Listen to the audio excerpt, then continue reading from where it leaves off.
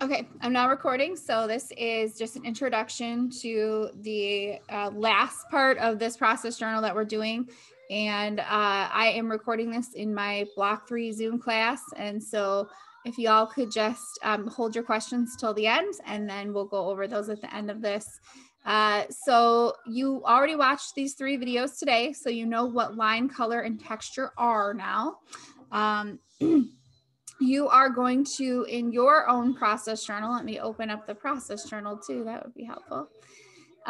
In your own process journal, you are going to find 6 types of either line, color, or texture. Try to get a mixture of each. You'll see my example in a moment.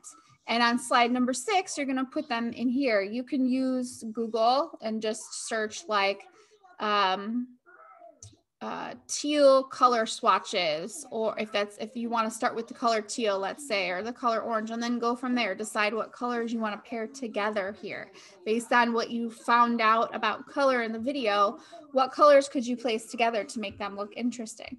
Then go search that color. Or for me, on mine, I was looking more for patterns and themes. So I wanted like 70s and 90s looking colors and textures. So that's literally what I typed in. And I went to Pinterest and found a bunch of stuff that suits what I'm doing. So I'll show you that example too. But that's what you'll be doing today. And here is looking for your inspirations for your artwork, and then just doing a rough sketch or writing down rough ideas in your sketchbook about what it is you're going to do for this drawing.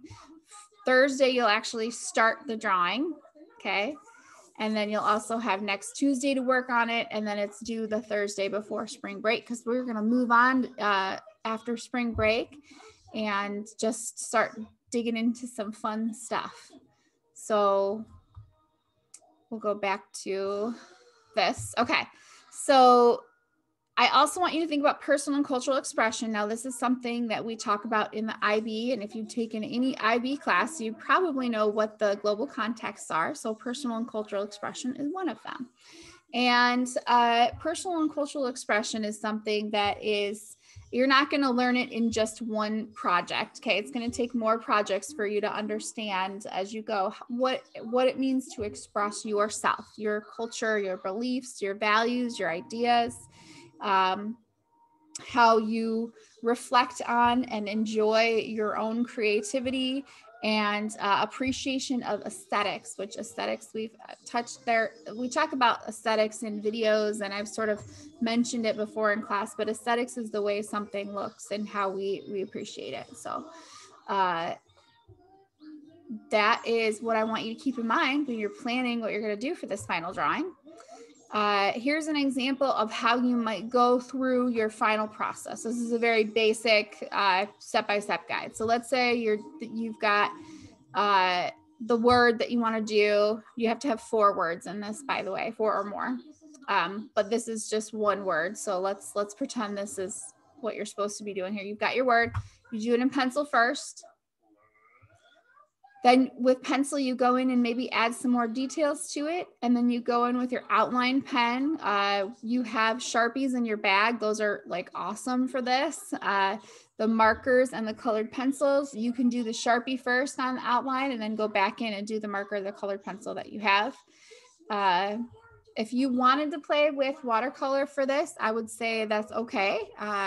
Just, don't like splatter watercolor all over it and say, okay, I'm done. Use your watercolor purposely, okay? And then you'll go back through with your color. Now, this one's like a digital version. If there are any digital artists in here and you'd like to take a shot at this digitally, that might be something that you could do.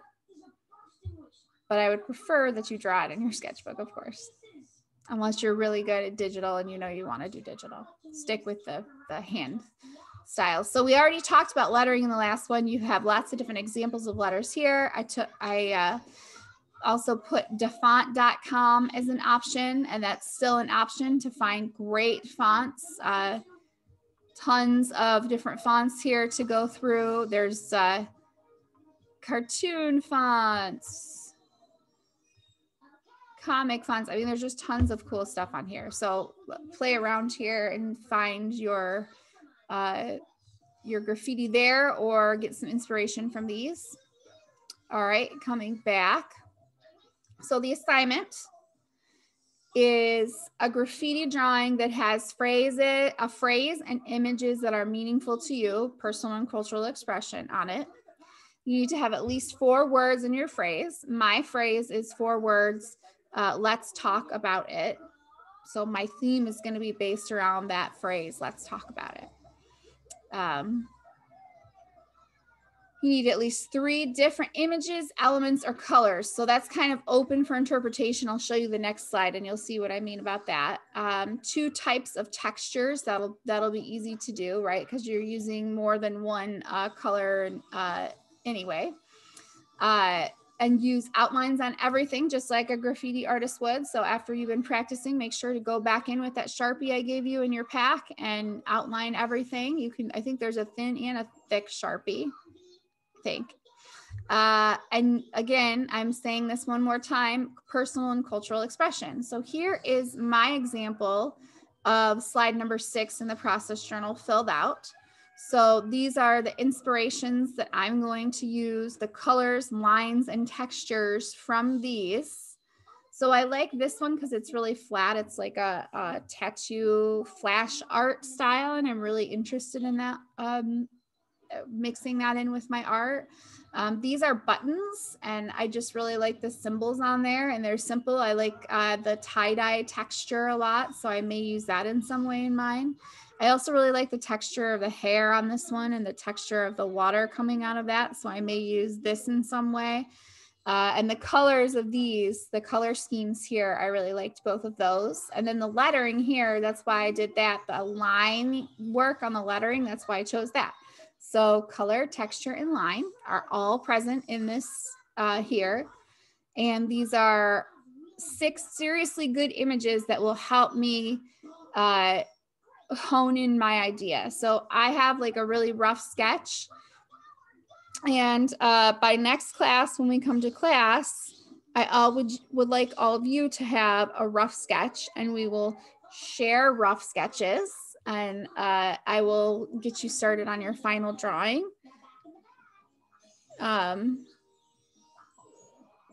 So let's look at some examples of finished drawings. Say you've got this and you have your rough sketch done. You have all your 6 things done here. I am ready to move on and do my final graffiti drawing. Okay, cool. You are going to do it however you want, okay? There's no right or wrong. I'm thinking about mine being like, if I were to make this mural and put it on the side of a building in downtown Ann Arbor, that's how I'm going to design mine. But you can design yours just for you. You could say, I want this, this could be a mural on the bathroom wall here on high school, you know, like think about where you would want to see a mural and then try to design it, you know, for that, but still with personal and cultural expression. Okay. Make it your own. What message do you want to bring to a place? Now, if you don't want this to be a mural and you're just like, I just want to keep it simple and do this for myself, just focus on that. But if you're like, ooh, I want to get creative with this and pretend that this is a mural that I could do somewhere, go for it. Here's some more interpretive ones, examples that you could do for your final piece. I expect that you can see all of these. The page is filled up. I expect that your page will be filled. There should not be much white space at all on it, especially this one. There are different ways that you can intermix the words. You just have to have 4 words. It's got to be some type of a phrase. It's got to have like a meaning. It can be lyrics from your favorite song. It can be like a 4-word poem that you wrote, okay? Or it can just be like a phrase. I love you a lot, okay? Simple. As long as it has 4 words in it, you play with how you want your words to be. And I do not even have my example in yet because I've never done this project before, like I said. So I'm drawing along with you all, and I will try to share my final drawing with you when we share at the end of next week, which is when this is due. So today, I know I've got people to check in with that are needing help. So I'm going to put everybody in breakout rooms. If you want to stay, you're welcome to stay. But if you don't need any help, you are welcome to go. In the chat right now, because I didn't write it down the first time around, if you needed to talk to me privately, just say so in the chat now, and I'm going to write your name down real quick. Send it in a direct message. Just say, I need to talk after this. Groups. Okay, there we go.